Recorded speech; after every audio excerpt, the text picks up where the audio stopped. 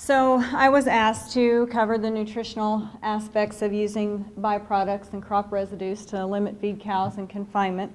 So that's going to be the focus of my talk.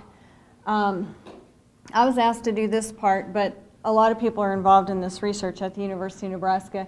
So as well as myself, Rick Rasby and Terry Klopfenstein work on this as well. We have cows at Scottsbluff, we have cows at Mead, and I think it's important that we thank Matt and Galen for letting us use their feedlots for cows. And then we have a graduate student, Jason Warner, who's working on this project and has been very helpful in getting all the data put together. And then, of course, we couldn't do this without the Ken and Karla Foundation, and so we certainly appreciate that. So I just want to start with a little bit of a reminder of how stress impacts grass growth and why we typically think of confining cows, at least part of the time. When we have grass growth above the ground, we'll have root growth, root mass accumulation below the ground that will match that year's growth. And when we allow cattle to graze a plant and the plant does not get the opportunity to regrow, it does not get the opportunity to develop root mass either. So when we come in here and we let those cows graze that, and then there isn't much green to eat, and we keep hoping for rain, and we leave them out there, then they just keep coming back to that fresh green shoot. And this might have been something that would have happened to us in 2012 when we had such a horrific drought. But then the problem is, if this is your above ground line right here, in 2013 then, we didn't have much soil moisture, okay, because we'd had that drought, we didn't get a whole lot of rain. So the moisture in the soil profile may have been down here. In fact, I can tell you that it was. So what's going to happen to that plant? It's going to die. And so this is a reason that's very important for us if we're going to maintain our land, that we might need to feed cows in confinement. And I think, unfortunately for many of us, chronic drought conditions are, honestly, we have more drought years than we seem to have rain years, don't we? So having a backup plan for what we're going to do when we need to get those cows out of there, instead of just thinking maybe it'll rain, is something we need to have prepared. But there are other things that may cause us to need to rethink confining cows. The drought thing, the lack of grass, that's kind of our normal thing that we've always kind of considered is when we would confine cows. But we have other things happening in the industry now. One of those is more acres of crop production, and that tends to come from what was pasture land. We have more urbanization for the increasing population, and that tends to come from something that used to be grassy fields. So because of those things, we have an increased value to the grass that we do have. So when we have this increased value of grass, maybe we need to be rethinking the utilization of our grass. We've always thought in the past that the best place to maintain that cow was out on cheap grass. It was a good place for her to be, okay, it wasn't expensive. But as that changes, as land values change and grass becomes more of a prime commodity, maybe we need to start rethinking what we consider the value of that grass to be, what use that grass should be. So maybe it's time to think about high quality grass for gain on calves that are going to gain rapidly, and that cow being maintained more on residues and byproducts, things that we can acquire cheaper. So this is why we are considering confinement feeding, while we're doing the research in confinement feeding, that this may be something that becomes more of a norm, not just during drought, and maybe not for an entire 12 months of her production cycle, but are there times in her production cycle that she should be confined, okay? Not just cows that are culls and we're fattening them up. Sometimes we think, well, yeah, that's a cow in the feedlot, but what about this cow in production? And I don't know how well you can see this, but here's a baby calf eating at the bunk with his mom. So clearly that's not a cull cow. So limit feeding cows in confinement really becomes the key there.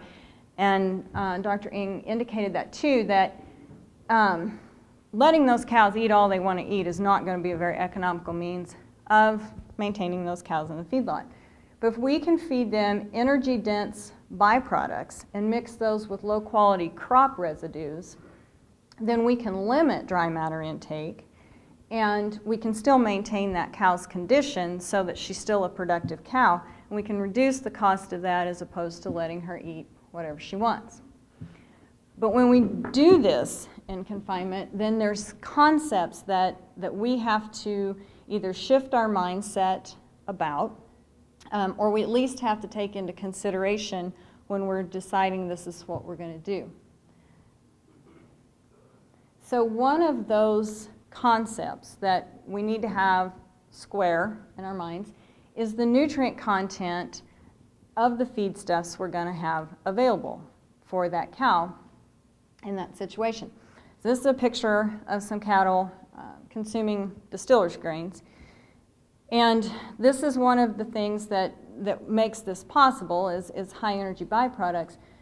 But for our cattlemen, we need to have a little bit of a mindset shifting here, because I'm constantly harping on them, I know, and I'm sure most of you as consultants do too, that we need you to have your hays or your feed samples analyzed by a commercial laboratory.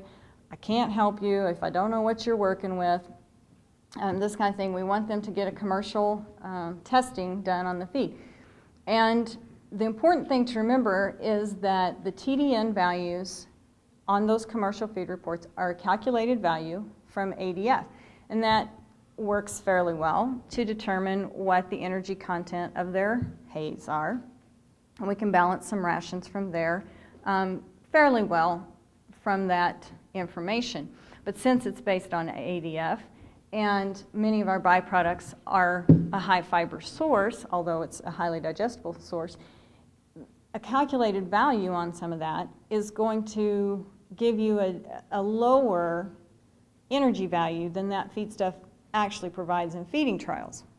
So the problem with that can be if we use those lower values and calculate those diets, then we're going to assume we have to feed a lot more than we do, and we're adding a lot of expense to a system we're going to have to, our whole point here is that we're trying to decrease the cost of this feeding as much as we can. So that's an issue. If we overestimate it, then of course we're not going to feed enough.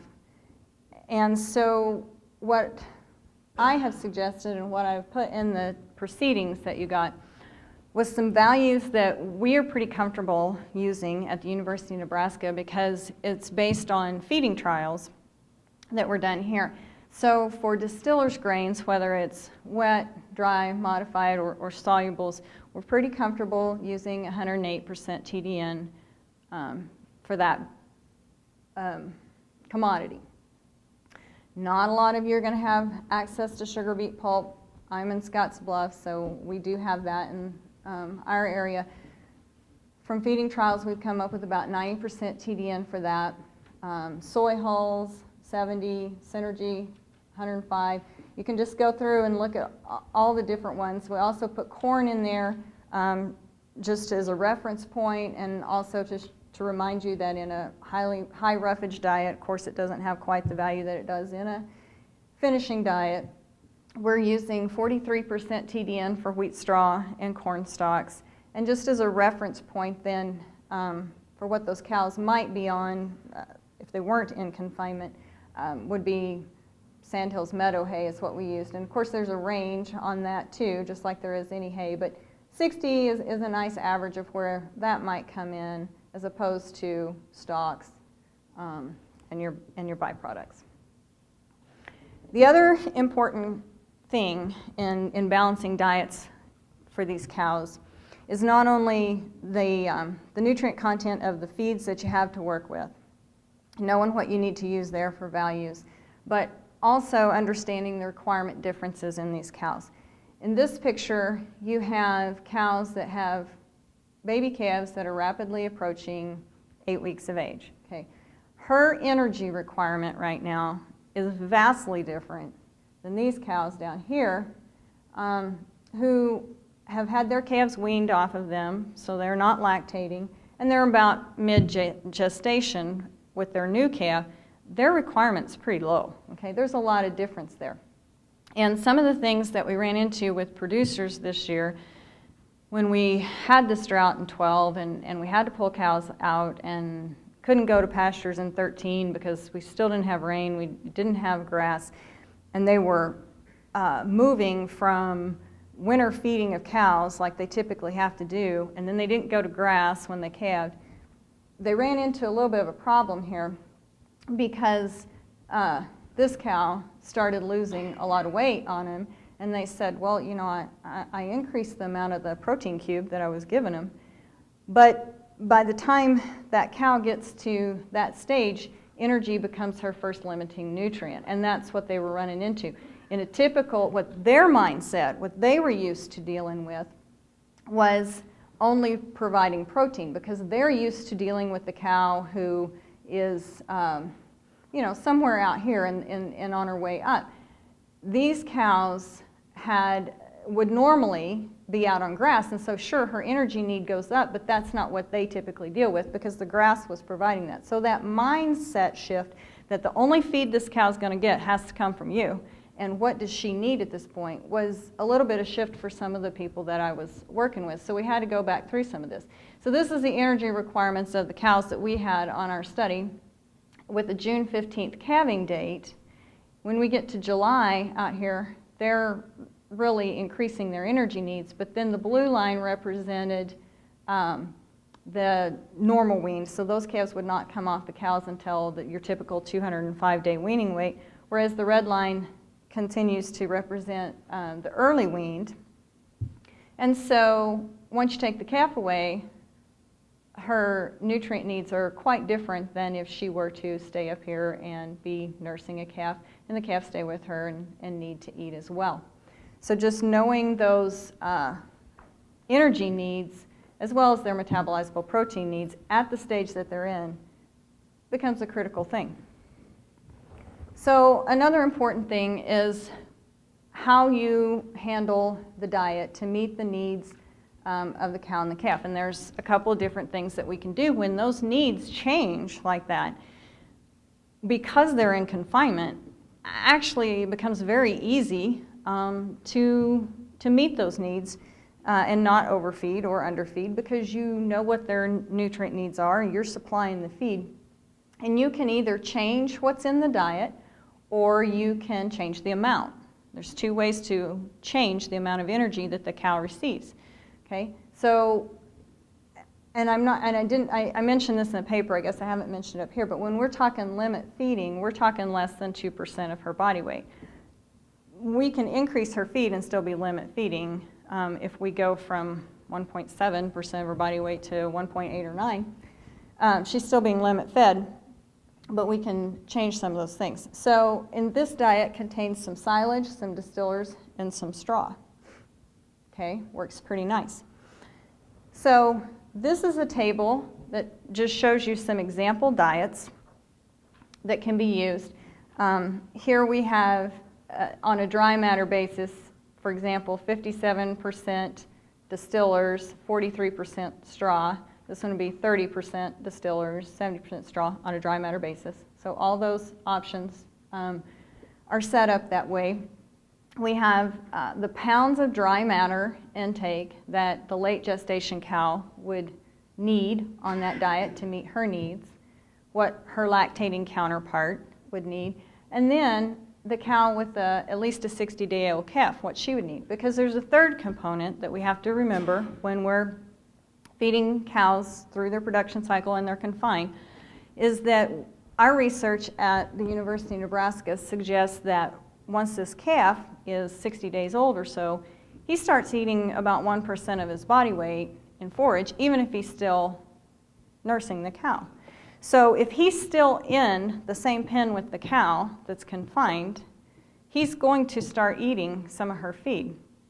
And you have to account for that if you're not going to, until you early wean him and put him in his own pen. So that has to come into play depending on where you are in her cycle, and if you're still confining them or in the same pen or whatever you do. So different diets will allow you to meet that cow's needs differently.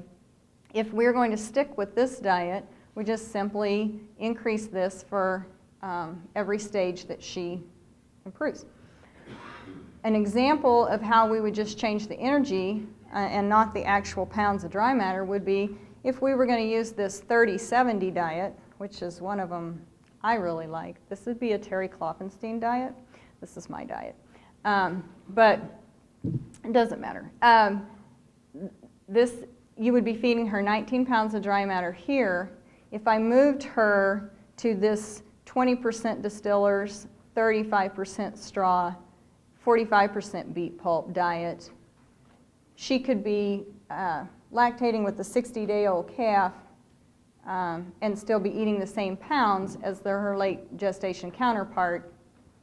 And I didn't change anything. I just changed the diet, and she didn't have any changes in fill or whatever. So 2 ways we can go about affecting that change.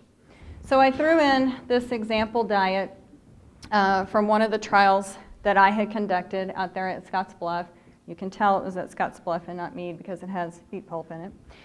But I included it because my point was a lot of times when we talk about byproducts and residues and things, automatically your thought process is that it has to be ethanol byproducts.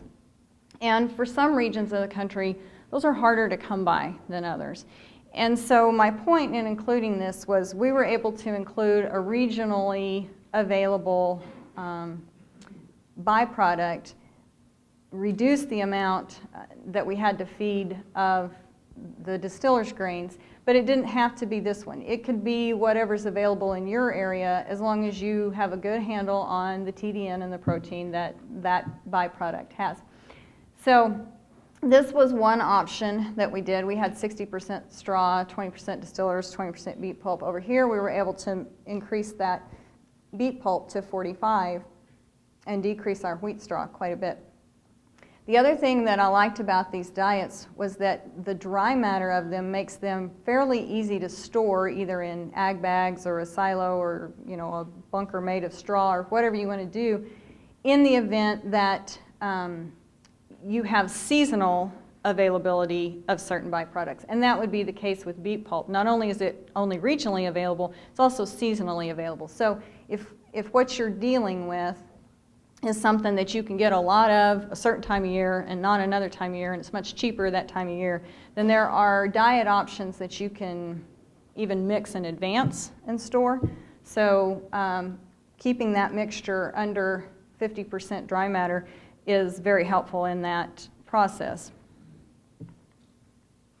So this would be the actual results of the trial where we fed those 2 diets, either with the 20% pulp or the 45% pulp.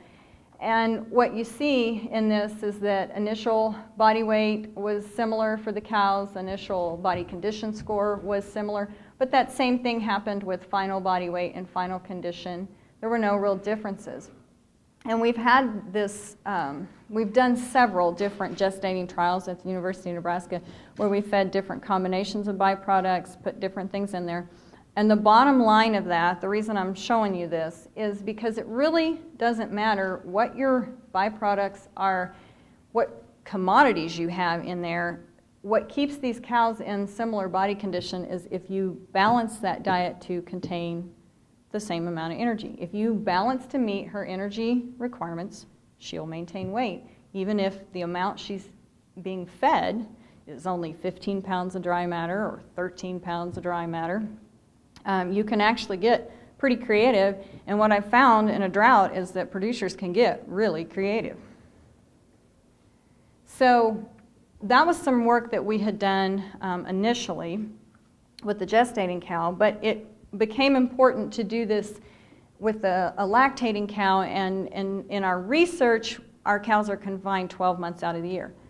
Dr. Klopfenstein is going to talk about the economics, and he's probably going to tell you that 12 months of confinement is maybe not the most economical thing, but we needed to see how this worked for every stage of the production cycle that the cow was going to be in. So in the research trial, the cows are always confined.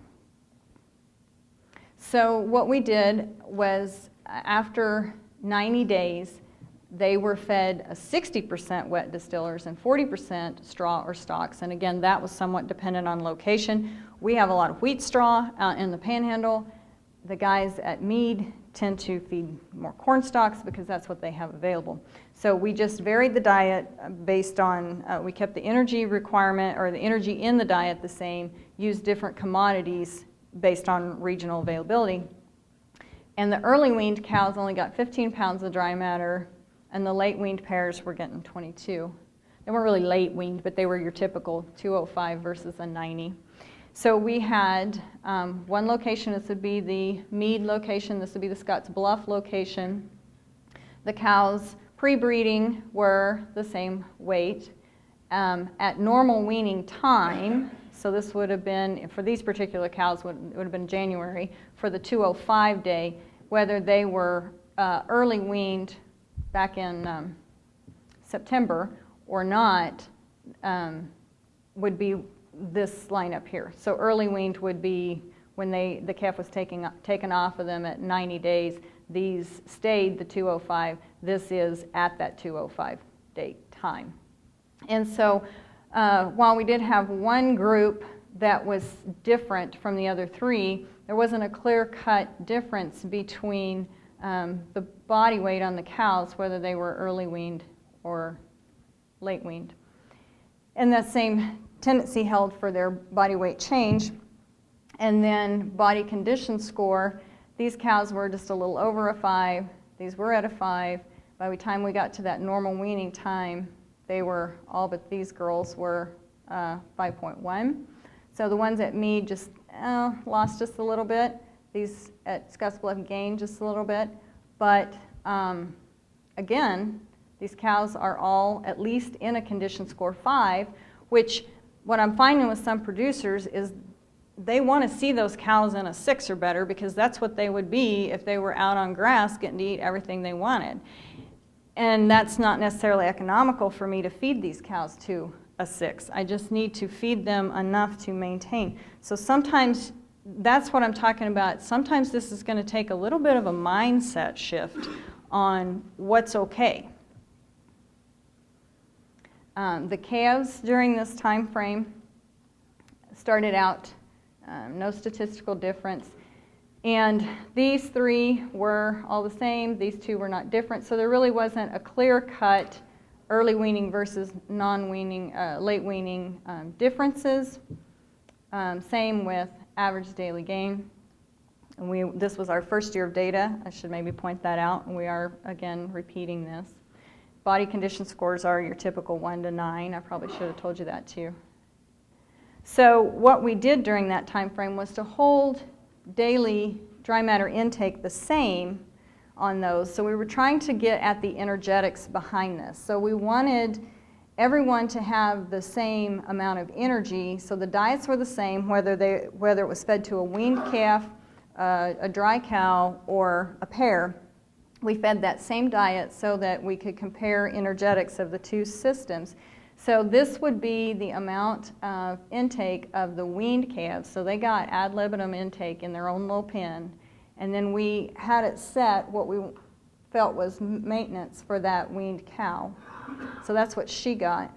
Then the pairs got as close to this as we could. So it was very similar. So that's how we fed them. And basically, from the data that I just showed you, there really weren't differences between the 2 systems. So there really wasn't differences in energetics. This may clarify a little bit. Jason made this for me. This is the normal weaned pairs, and this would be the intake of the cows, then the intake that was added that we assumed was what the calves were eating, and then once the calves were removed. So you can see how we did that. So what that really boils down to on this is that early weaning didn't really affect the energetics of how the system worked, but it's a good management tool. Okay? So it allows you to manage the cattle differently. So if I had a pivot of really high quality forage, but I didn't have enough to put all the pairs out there. I can wean the calves, I can put the young calves out on it, and then now I have a dry cow, and I can go put her on a very low maintenance diet of residues or whatever, because now I can feed her 13 pounds of dry matter and not worry about her. There were no differences in pregnancy rate, but Rick Rasby is going to talk to you in depth about that, so I'm just going to skip over. But if I didn't say something, you wouldn't listen to the rest of the slides, because you'd be like, well, what was that?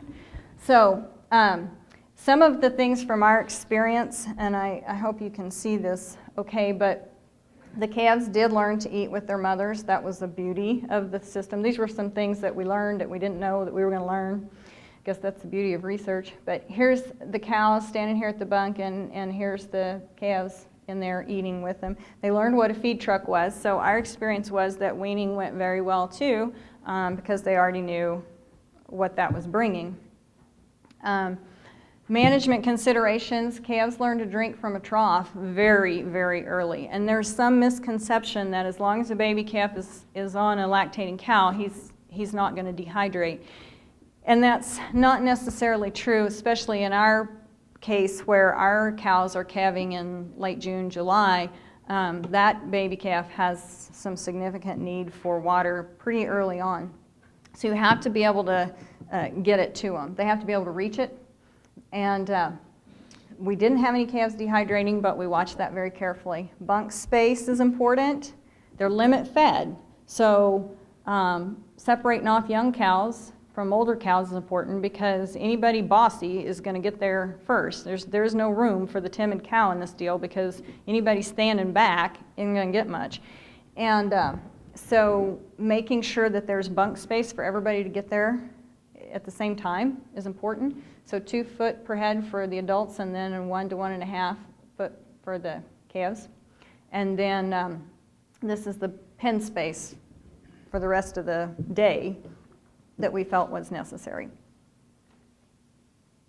So here's some pictures. Here's a baby calf. He's got to be able to eat. He's got to be able to reach it, okay? So some feedlot pens were designed for obviously much bigger than a baby calf, so need to make sure that they can actually reach that. Got to be able to reach the water. Can't be having cows push them away from the water, and you can't have such restricted flow that the cows come up and drink and the tank's really low and the calf can't reach. Sure, he can reach the tank, but he can't reach the water in the tank. And you got to watch that, but you would have to watch that whether they were confined or not. But my point being, in confinement, they're pretty much dependent on you to do all this. This is just a picture that I got from Rick Rasby, because we tend to think confinement in a feedlot, and doesn't have to be in a feedlot. You can get pretty creative to do this. Had a lot of producers doing this in confinement on their places this year. This particular picture is confinement on a pasture, and the second half of my job description is range management, so I always have to put a disclaimer on this that limit feeding on a pasture, cattle are going to continue to consume forage, so you're going to still suffer some overgrazing there. So the best place to do this if you're not in a feedlot is winter feed ground, crop ground, pivot corners, something like that, rather than a good pasture that you just keep hoping that it's going to rain on. So lots of bunk space. We added some limestone for each cow because of the high phosphorus content of the diets we were using. We added rumensin. That's going to be talked about tomorrow, I believe. Should always monitor sulfur and fat levels if you're using distillers' byproducts. We used various grind sizes and got along. We've had people mix wheat straw and distillers in a vertical mixer and get along okay. So you can get creative about this.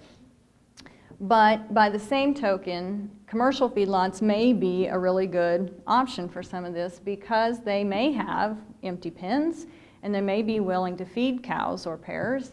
How much that's going to cost a producer is going to depend on where they go with the cows and what they need them to do. If the cows are going to have to be AI'd, or what other management things are going to be going on during the time that the cows are there. But the one thing I would also add to this is that the advantage of the feed yards that some cattlemen don't have is a feed truck and a mixer. In our area, sometimes it's really hard to get access to the distillers if you're a rancher, but the feedlot guys may have access to some of those commodities or may be able to take it in bigger loads and that kind of thing. And so there can be advantages to this, but there has to be a price on the feedlot guys' side of this too. It has to be a win-win for both people. So the mindset shift for limit feeding cows in a feedlot is another thing that I've kind of run into this year. People in a feedlot feed out finishing cattle. And we don't tend to limit intake on finishing cattle. We want them to eat and eat some more and finish quickly. And so the people running that a lot of times have a hard time limit feeding something like this for the maintenance of the cow. And so, you know, I tell somebody to go to this feedlot, see if they'll feed these cows, and they come back and they're like, here's what they said it was going to cost and here's how much they're going to feed. Because they're of that mindset that we're going to feed that cow everything she wants to eat, and that's going to get expensive really fast in that situation. So changing that mindset is important. The fact that slick bunks are okay, that's just every feedlot person's nightmare, isn't it? They just hate that, and it's okay. And the cheapest resources are the best. So we don't have to feed those cows the most expensive things that we have. We can feed them pretty cheap stuff. Consistency in feeding time, I think, is important in this cow because she gets into a routine of when the feed truck's going to be there. She lays down the pen the rest of the time.